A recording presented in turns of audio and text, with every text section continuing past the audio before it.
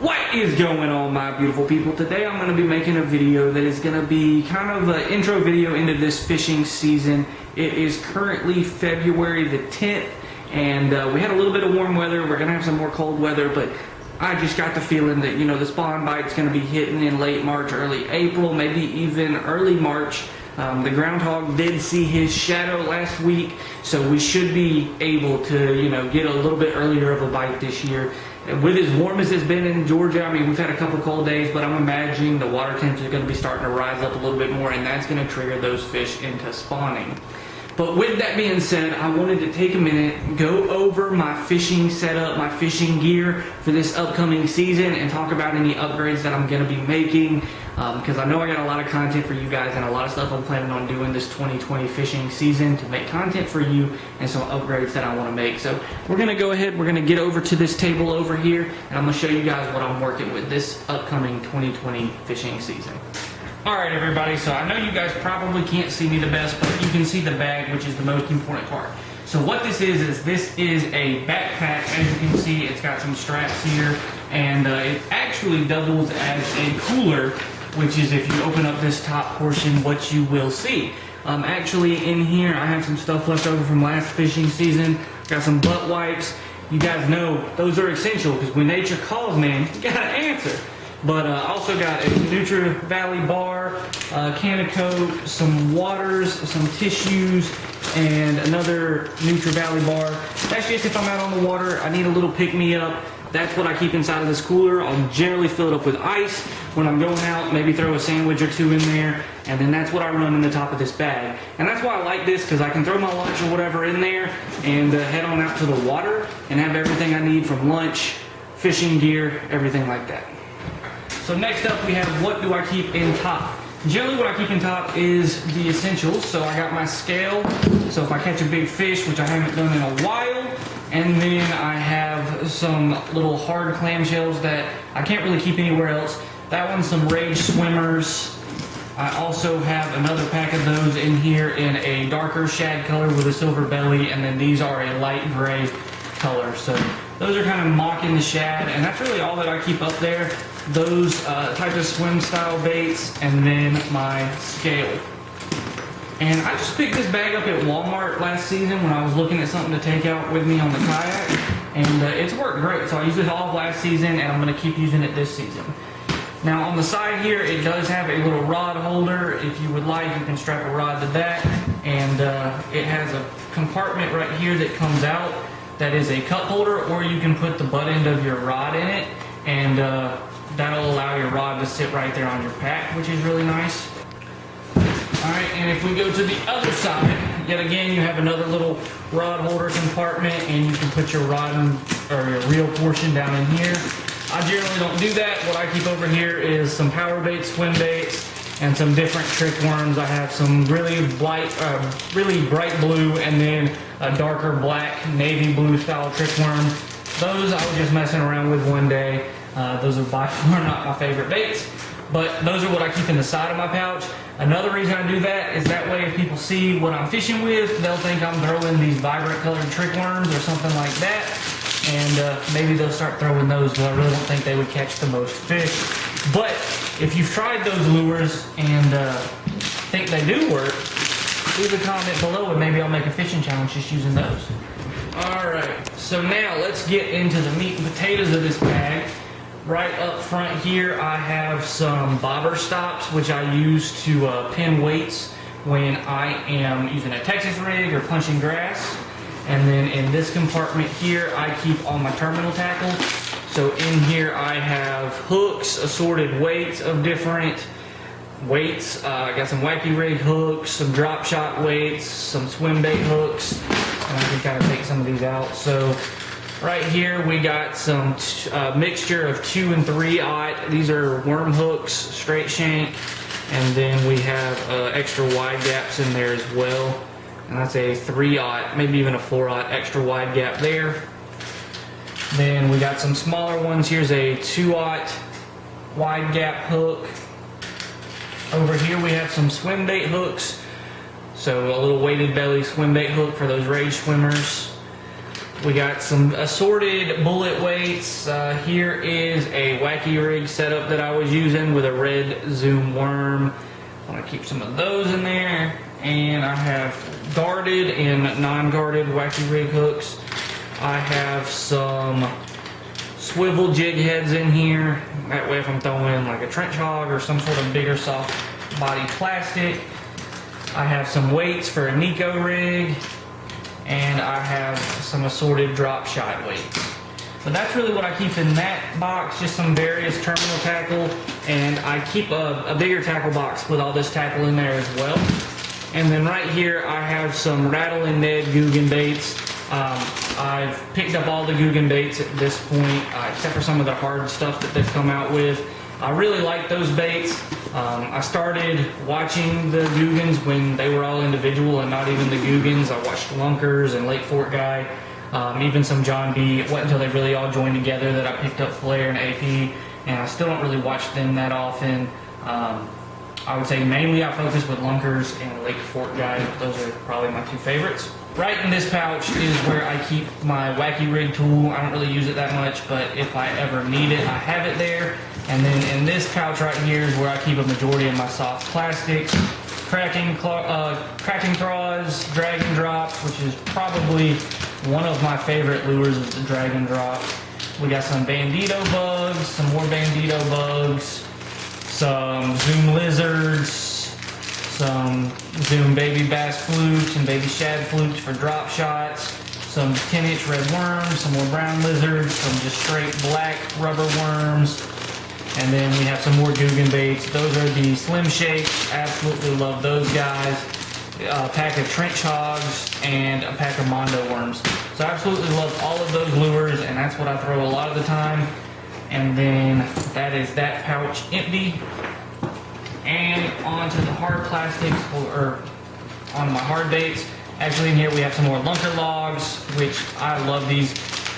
The dragon drops and the Lunker logs are by far my favorite Guggen baits, soft plastics that I've used. I haven't really used any of their hard plastics yet, or their hard body swim baits or anything like that. But I'm gonna show you guys a box that is actually a lot of what I got for Christmas, and I will illustrate kind of what all I got for Christmas, and you guys will see that, and I'm pretty excited for that.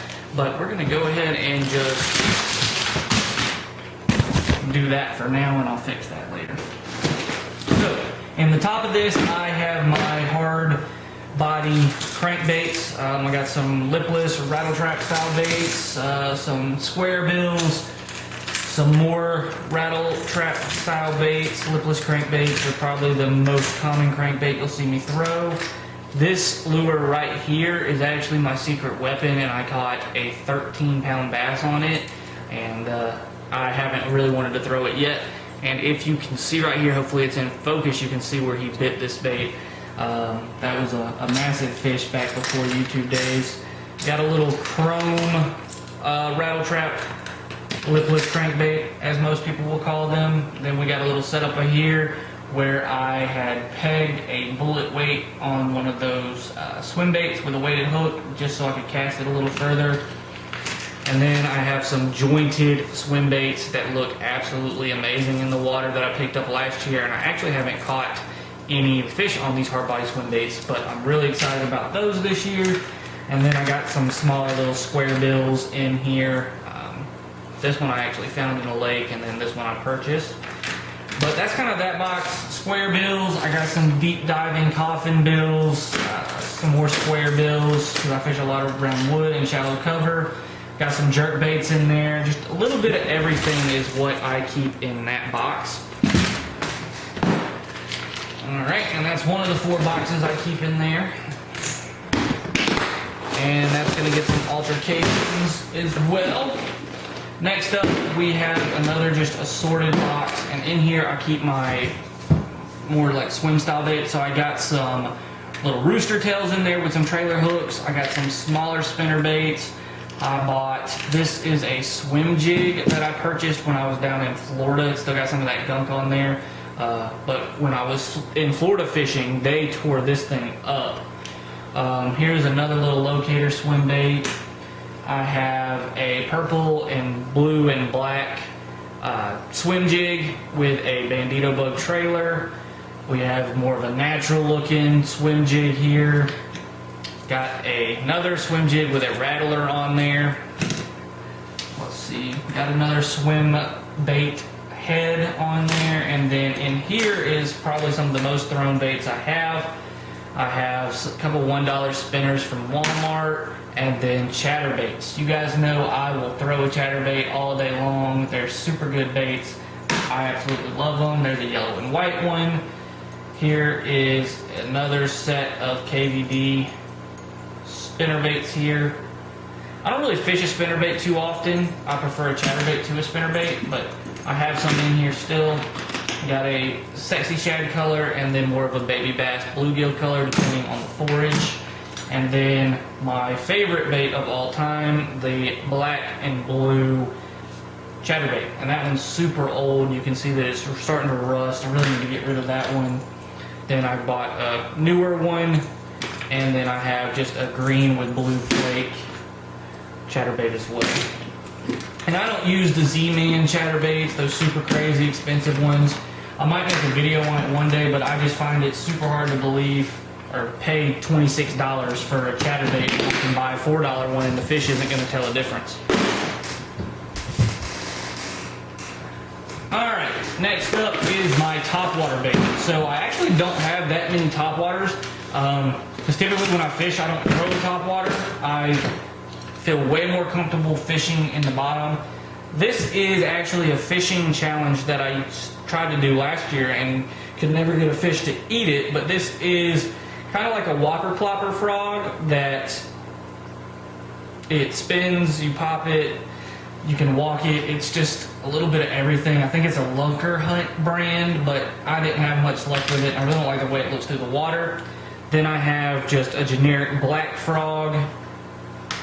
I have a popper, some more poppers because they're the most simple to use. I have a walking style bait, a super spook. I got a white buzz bait. If I'm gonna throw a buzz bait, I'm gonna throw a white one or a black one, but I lost it. This is a frog that I bought down in Florida. I've never actually caught a fish on a frog, so I don't know why I use them all the time. And then this is just more of a smaller frog. I figure smaller bait, you might catch a little smaller of fish, but you can also catch big fish on small baits. But white with black and green. I really like the colors on this, and I think it was in a bargain bin, so I picked it up. And then we have a prop bait that was air painted. I never caught a fish with it. And then I actually did find a whopper plopper on sale, so I purchased one of these. And I don't think I've ever actually thrown this whopper plopper, but I'm pretty excited to test it out.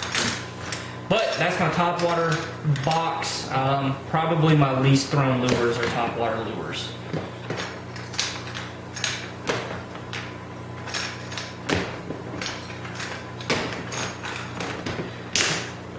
And lastly, my most used box is my jig and bottom dwelling box.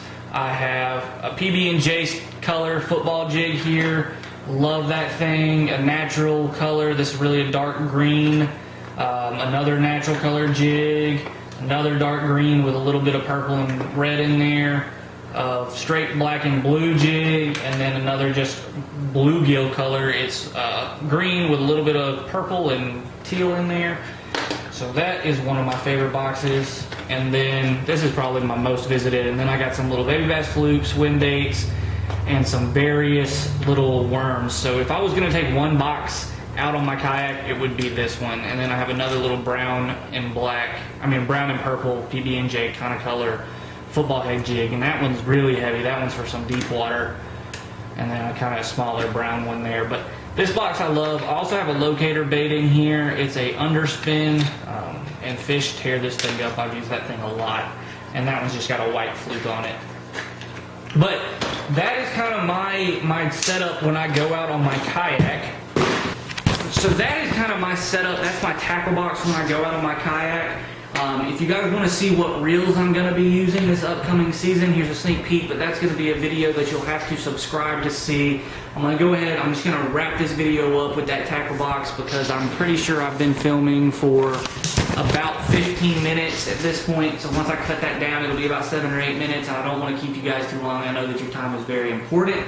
But let me know what kind of setups you're going to be using. And I almost forgot. I got to show you guys, don't mind the modern warfare, but I got to show you what's in this box, which is actually a lot of baits that I'm going to be throwing upcoming in this fall. So I'm going to grab that box and I'm going to meet you guys back at this table again.